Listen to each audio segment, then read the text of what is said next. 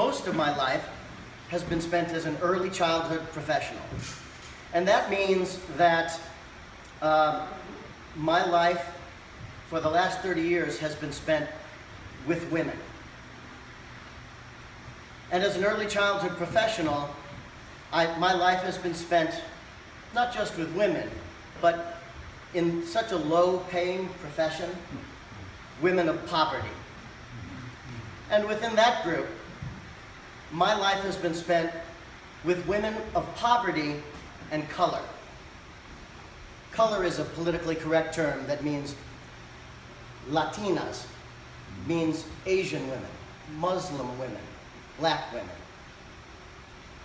My life has been transformed by the chance to have lived it alongside these incredible people who are my heroes, who have shown me day in and day out a power and a grace and a dignity that has touched my heart and soul. And I wanted to take a moment to pay tribute to them and share a poem with all of you. The poem is universal in nature, but specific to this group, to this small subset of human beings. It's a poem called Our Grandmothers by Maya Angelou. I've read this poem many times to tens of thousands of people. Part of my work and my life is being asked to travel all over the world and deliver keynote addresses at early childhood conferences. And so I've had the opportunity to do that. And I've learned that before I read this particular poem, I check in with the audience first, because the poem asks me to use a term that's objectionable to a lot of folks in the world. And it's not my intention to offend anyone, but it's also not my intention to censor someone's art. Maya Angelou uses the N-word as part of this poem. And if there's anyone here who would prefer me to skip over that word when I get to it, I would gladly respect your wishes. As a white male, I'm aware that I'm the last person who should be speaking that word. Is there anyone who would prefer for me to not use that word? Okay.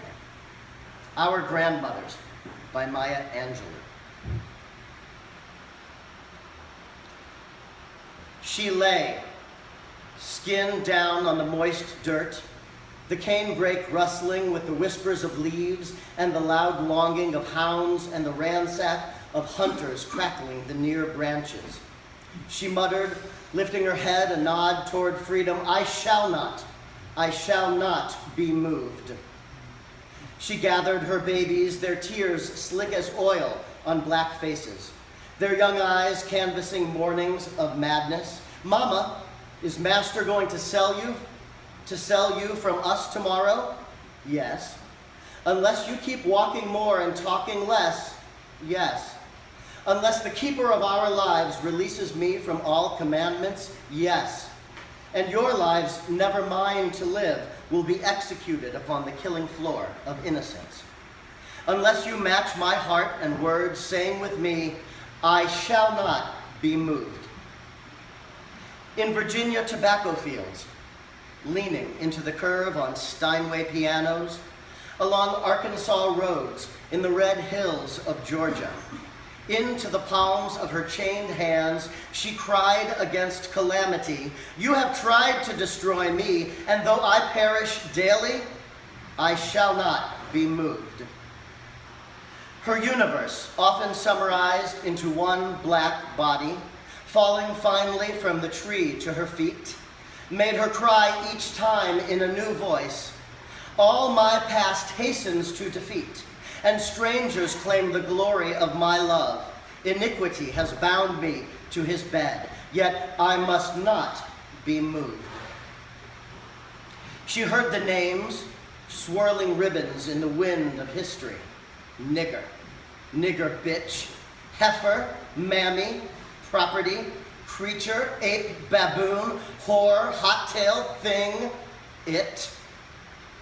She said, but my description cannot fit your tongue, for I have a certain way of being in the world, and I shall not be moved. No angel stretched protecting wings above the heads of her children, fluttering and urging the winds of reason into the confusion of their lives. They sprouted like young weeds, but she could not shield their growth from the grinding blades of ignorance, nor shape them into symbolic topiaries. She sent them away, underground, overland, in coaches and shoeless. When you learn, teach. When you get, give.